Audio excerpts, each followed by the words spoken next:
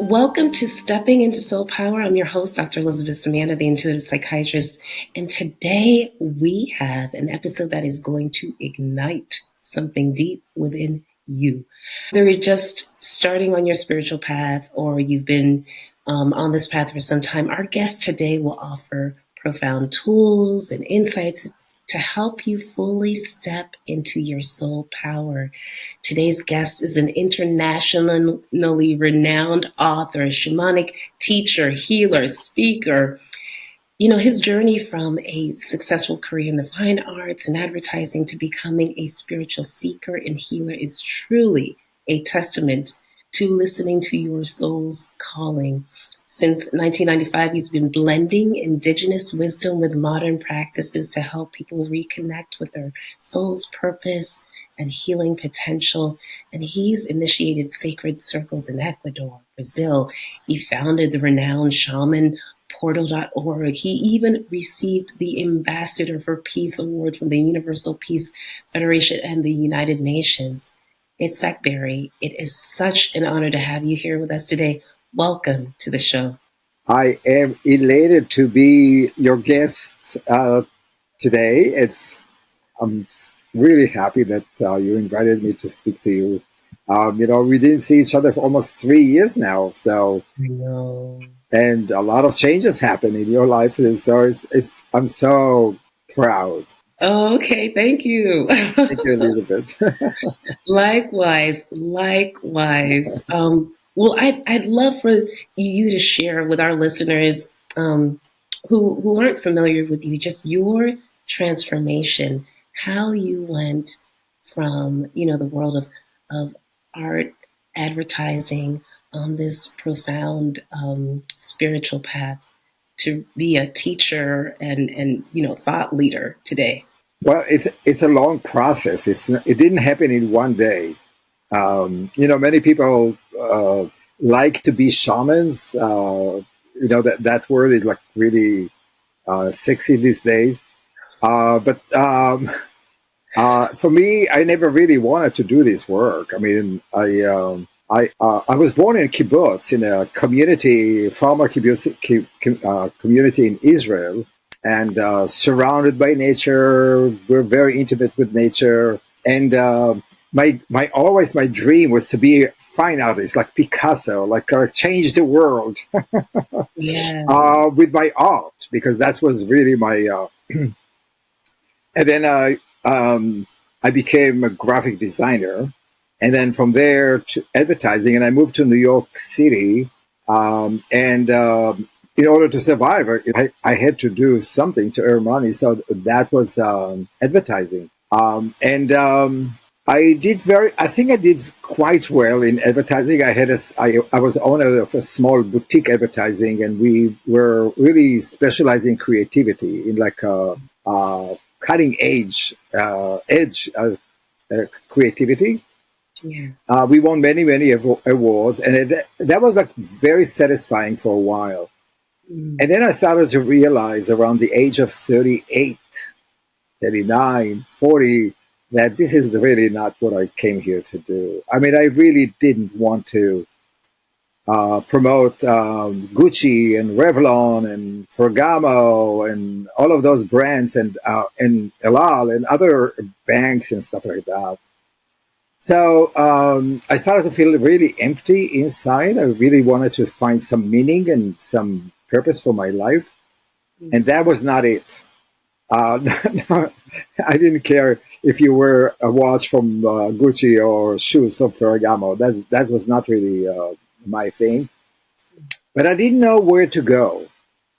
I was got into a place of fog, you can call it also depression, because I was doing well in advertising, but I really felt empty. I really felt like there's no meaning for my life.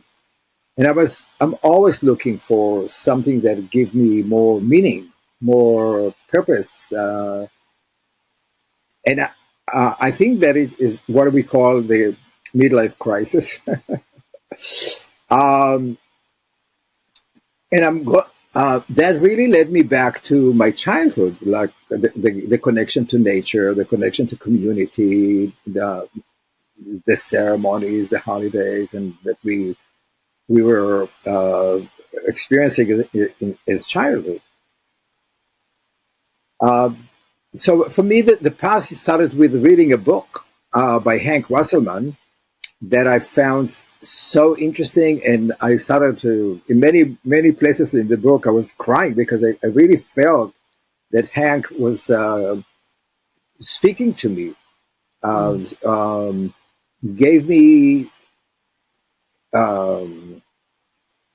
approval of my feelings inside myself. It wasn't speaking in a like a big new age words. It was like more about feelings, about understanding of his personality, his ancestry, which is, all these issues were really preoccupying me all those time. And at the end of the book, he was talking about a workshop he took with Michael Harner, the guy who created the core shamanism. So when I came back from Hawaii reading this book, there was a workshop here in New York City, led by Michael Harner. And so I said, well, the universe is speaking to me. What a coincidence. So I took this workshop, and I was first introduced to power animals, spirit guides, journey work, the drumming, the whole beginners shamanism. Yes. And then I took a few other workshops with people that studied with him. But a year later, in '96 or so, I took a workshop with another person, John Perkins, and he was at the end of the workshop, which was a little different than Michael Harner because it was a more emotional and more connected to indigenous, and that is really what I was longing for. And he said that he's going to Ecuador. So I said, I'm going. And so I went home and I took the globe, because at that time we didn't have all the internet and stuff. And I looked up and see where Ecuador is, because I never thought of, I never imagined in my life that I'm going to spend so much time in South America. And I went on this trip with two friends, and we just had most life-changing experience, similar to what you experienced. And after that, I was kind of hooked. But the truth is that I was, when I came back, because of the experiences of seeing or visioning that I had in the Andes with then after that was my teacher, Jose Joaquin Pineda, I also had visions with the plant medicine, ayahuasca, or natem, and I could not bring the two worlds together, the spirit world and the physical world, because when you do shamanic work, you're bringing the two worlds together, and sometimes the spirit changes the physicality of you, or shape-shifting you, and sometimes you just go traveling. And I could not, for 8 months, I was like in deep depression because I could not understand how spirit or energy of spirit can change your physical experience. And I thought that I'm just making it up. I was like giving all these excuses for all of that. But at the end, after 8 months, I decided that it's not important. I decided that it's really not important how that happened. The important part is that I experienced. And if I experience it, that means that it is my truth. It may be not yours or other people experience, but I know that I experienced it, and it's my truth. And then that was the liberating force after that. And then I co-founded the New York Shamanic Circle around that time, that is now in 28 years or something, 29 years. And then I went a year later, I went to Ecuador again, and then I was doing more work with Jose Joaquin Pineda, with my teacher, and he asked me to become apprentice with him, and I was apprentice with him for 3 years, on and off throughout the year, like 6 months a year. How did you manage that, and also living in the United States, or having a family in the United States? That was the tricky part, because you can imagine that I had advertising agency with deadlines, but I also had a wife and 3 kids, and I could not just drop it and let them starve because I wanted to talk to spirit. I did it in a very slow motions. Yes. And in the beginning, it was really hard because Don Jose was very demanding, and I basically spent 6 months a year. I spent weekends, Saturday and Sunday, and sometimes in the middle of the week, organizing healing for him and ceremonies for him. And that's how I learned. That's how you do apprenticeship. And slowly, I could see that my advertising clients leaving me. Or actually, it wasn't that. It was that I was just not interested in them. Yeah. So slowly, I did less and less advertising work, and then more and more healing and shamanic work. And so it took about maybe 10 or so years for me to to transition into a full-time shamanic work. So, and that's really my advice to other people too. Don't jump. Don't cut everything that you have from your life. I mean, you have to pay the rent. You have to feed your children. You have to buy clothes. And so the more important part is to establish your groundness, your material.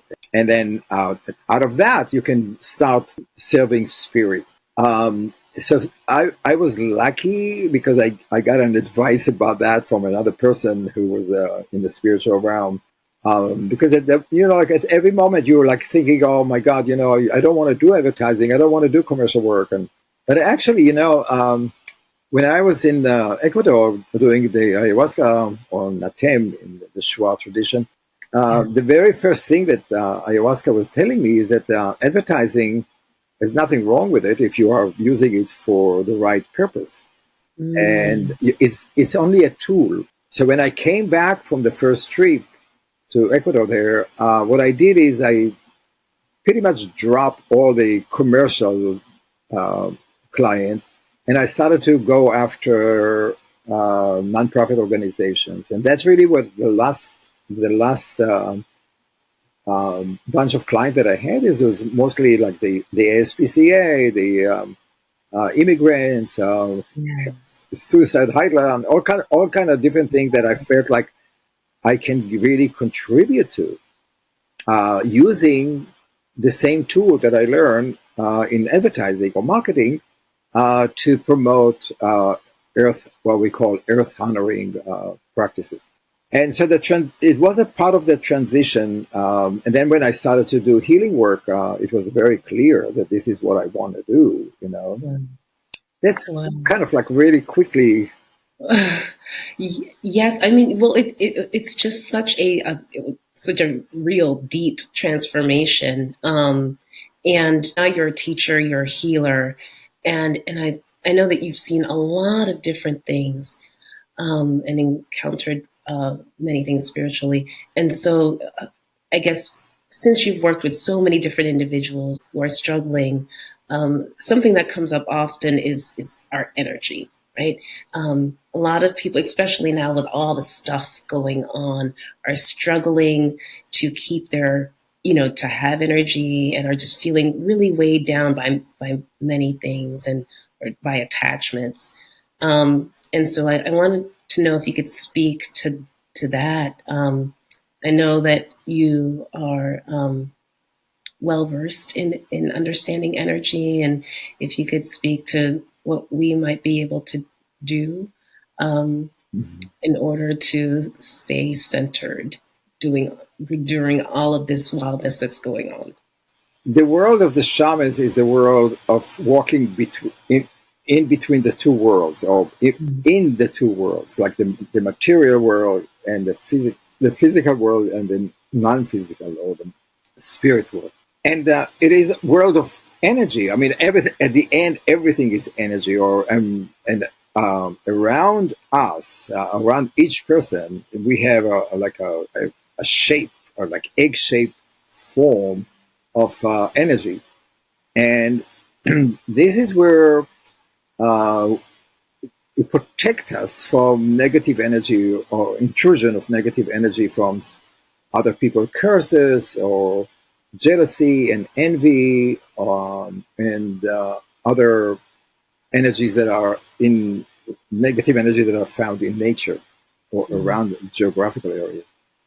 And so that area, or that balloon that we have surrounding us, when we experience trauma, when we experience like a sudden fear, that is where we get cracks in the shield that protects us. It's kind of like the ozone layer in many ways around the earth. That's a beautiful metaphor. Yes. So, like the Earth is surrounded with the ozone layer and then the atmosphere. So, the debris from the space cannot penetrate to us. But if you have an ozone hole, then other debris can come through it, right? So it's the same thing with the energy that is surrounding us. So our role as shamanic practitioner is to clear those traumas or negative energy that are penetrating into this area that when they come is heavy energy, fear. Negative energy is a heavier energy than the positive energy, which is a very flowy, like a river energy, that is like a good, beautiful, flowing river. So that is what we do. We clean the energy field, removing those blocks or evil spirit in a way that are come. And originally they come in. You feel a little confused, and then this negative energy start laying down on your clothes, and from your clothes it goes into your skin. From the skin it goes to the tissues. From the tissue it goes to the organs, and from your organs it goes to the bones. And in native indigenous healing methods, that's what they do. They clear this energy, bad energy or negative energy or mala energía, away from us, removing the energy field that is surrounding us and polishing or protecting that energy so no negative energy can penetrate in. You probably experienced that in Ecuador, and how the shamans there are doing limpia. And that is really the limpia, the cleansing of the cleansing and the purification of the energy body for each person. So that belief is that all diseases are starting with the emotional and spiritual bodies. When people are not emotionally balanced or spiritually balanced, they tend to behave badly. They're out of balance. So they start to drink more, addiction more, eating sugar and other things like that are not healthy for us, that create inflammation in our body, that create disease in the stomach. And in the stomach, that starts to create all the other manifestation. It's manifested in different ways, like cancer and diabetes and all of that. But it all comes from emotional and spiritual imbalance. And so the role of the limpia or the shamanic healing is to return you into the balance that you came here when you were a baby or like a child. And you can do that also. I mean, they say you can do that in the cleansing of the energy around you, or you can also do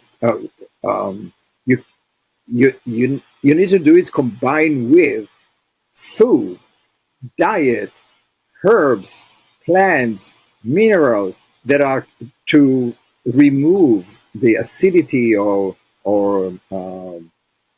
inflammation in the stomach, because that's where this manifestation of the disease starts. But it doesn't start with that. It starts with the emotional. When we are talking about trauma, when we talk about curses and jealousy, when we talk about a mother who tell her daughter that she's ugly, that she's not beautiful, and so she starts to behave in a way that that's the source of it. And we in the shamanic tradition we're using the material world, which is the four elements, the herbs, the plants, the minerals world, the trees, any of that for as medicine. But we also recognizing the spirit, which is very different than if you go to a Western doctor who would really concern herself or himself with your physical manifestation, the symptoms, but not in the root causes of the disease. For people, because I can imagine there might be some people who may not have like connected with a shaman or even had a consultation. Can you tell them a little bit about like what that process is like? There are many different, when we talk about shamanic healing, so there are as many variety of healing techniques in different parts of the world. I have a friend who is from Costa Rica's native, who her tribe learn how to speak to the flowers, and so they sit the client next to a flower or tree, and they speak to the tree, and or singing to the tree, chanting Icarus to the trees, and the client become better. Isn't that beautiful? There are some people who are doing dancing, and some people are doing prayers, and some people are doing rituals, some plant medicines, many different traditions. I'm only know or work with two traditions, one from Brazil, from the Rio Negro area, or the Canamari, and then also, of course, from the Andes, from the Quichua tradition of the high Andes and the Amazonian in Ecuador. I mean, these are the people that I worked with or I met, and they influenced my work. Yes. And that's what I'm trying to teach or pass on, because we need to preserve it, and we need to pass it on to other people, because otherwise it's going to disappear. Oh, that's very profound. I wonder, so people can get there's such a diversity of different types of shamanic consultations, and I want to switch gears a little bit and ask about, because I know that you lead these sacred circles, and for those who may not be familiar with what that is, can you share what exactly is a sacred circle, and how can it help people step fully into their soul power? So there are commonality in all of those healings. Yes. And this is the recognition that the world is as we dream it. It's all world that is made of particles that are running in ourself, in our body, and outside of the body. So in many ways, we are all working with energies. Yes. That is the building block of the universe. In many ways, is the atomic or the subatomic particles that are running around in all around, or create electricity or connection, banging each other and creating movement, and that is really what we call consciousness, or that is where the consciousness live in the tension between the particles. And yes. The shamans, what they do is they learn how to train their mind to have an intention, or send their thoughts, their perception, like a laser beam, and interact in that movement of particles, and yes. changing or shape-shifting the energies to a more balanced energy. That is the common thing. There's a lot of other things, of course, like working with the four direction and the four elements. It's a lot more complex, of course, with that. But I think that the other common thing is that every shamanic healing using materials that are found in their environment. So Yes. some people may use ayahuasca in the jungle, but there's no ayahuasca in the Andes or in Greenland. So they may find another way of getting the results. So it is very connected to the resources that the people have around themselves. And Mm. there's no one is the same because each environment, each topography is different. But at the very end, the practice of shamanism or shamanic healing is to make sure that people are survive, that Yeah. people are not just survive but thrive in their environment. That is a very very important to make sure that people are grounded in their environment, in the earth, connected to the sun, Yes. uh, the Mother Earth and Father Sun above, and of course Mama Kia, Great Mother Moon. These are the three forces that are kind of like are all connecting to it, and of course the whole idea that every object in this world is sacred. And Yes. the trees, the barks, the leaves, the minerals that we're using, it's all sacred because they are all holding healing power and connection to the mother, to Mother Earth that give it to us. So in a way living in the sacredness, in the gratitude for to Mother Earth and Father Sun and the Moon and the cosmos, that we are all part of it with the animals, with the trees, with the plants. It makes us feel in a community, not Yeah. separate from other people. And the Yeah. other thing that I just want to say that Yes. it is common to all tradition is that we have soul. Yes. Um, And the soul is not part of us. The soul is independent energy that comes in and out of our physical body. So, really, the idea that you can say that I am this or I'm that, that's just the outside hotel.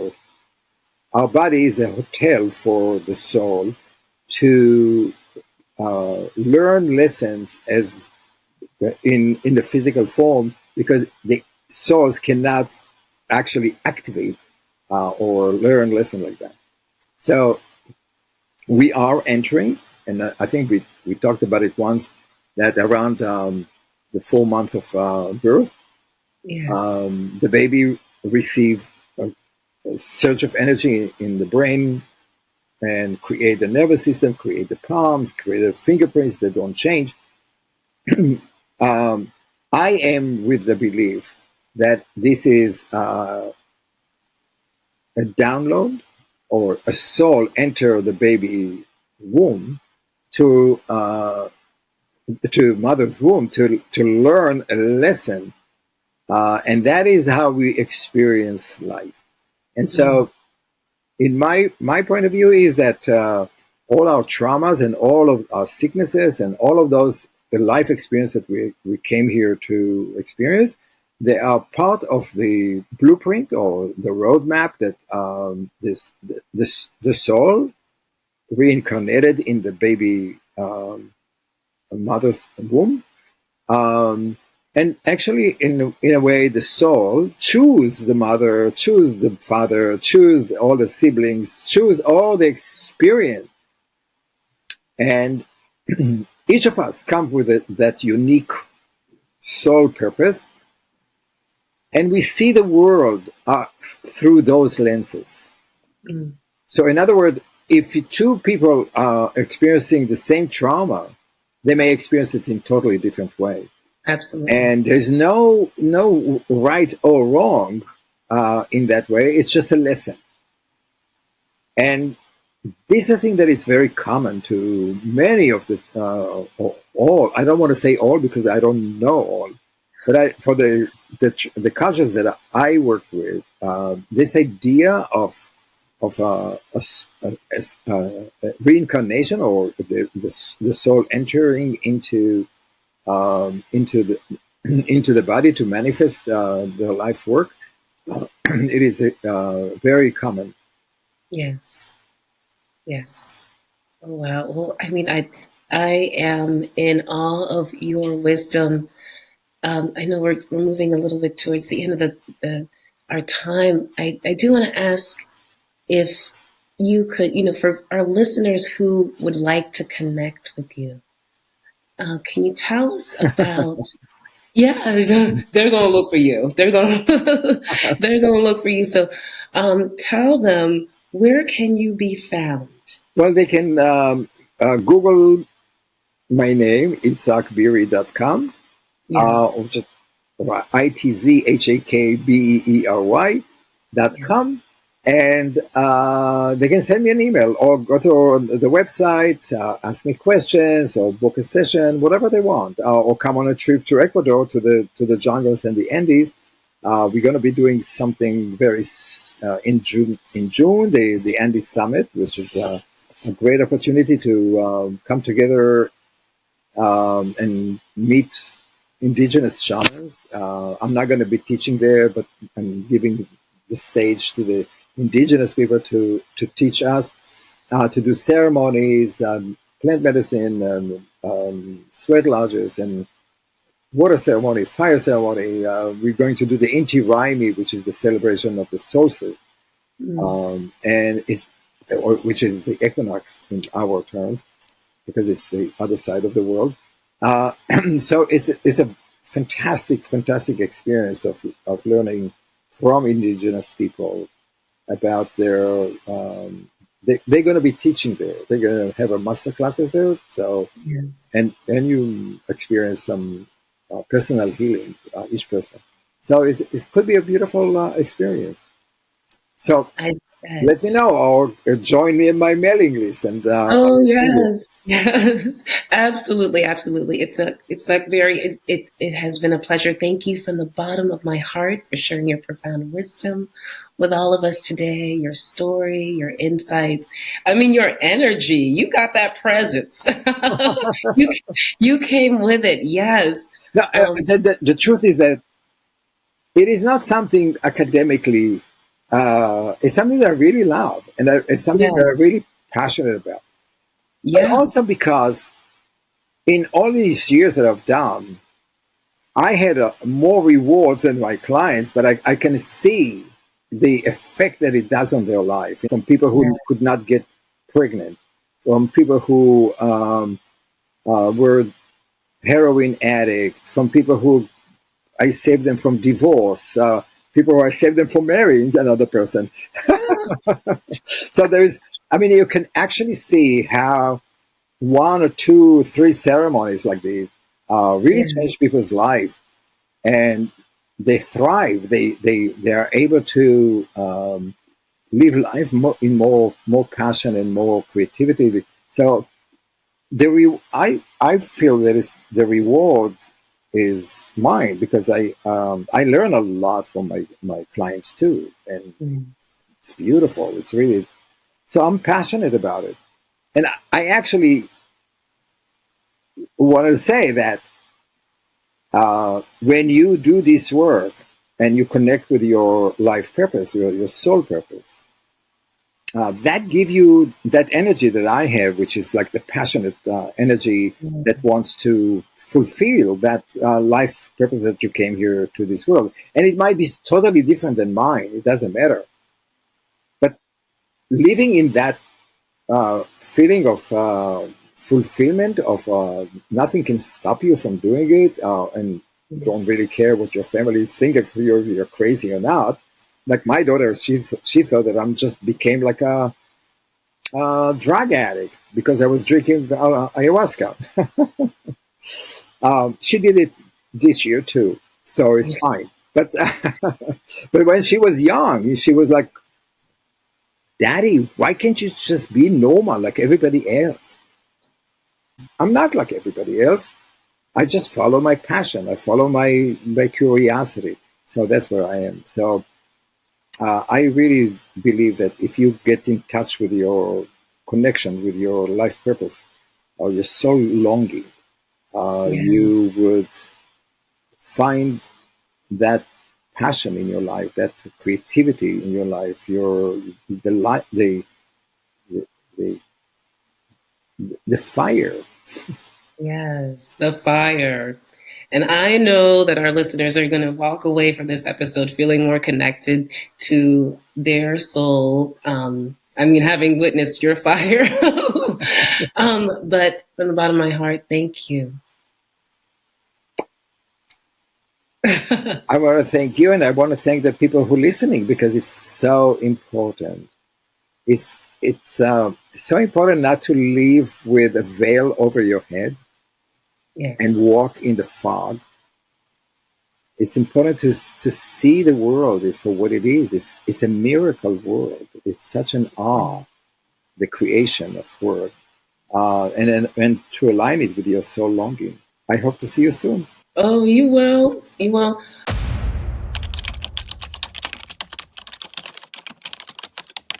If you haven't heard it yet today, I appreciate you. The soul in me honors the soul in you. If you'd like to see more episodes like this, please subscribe or click here. And friends, if this spoke to you, leave a comment below. We would love to hear from you.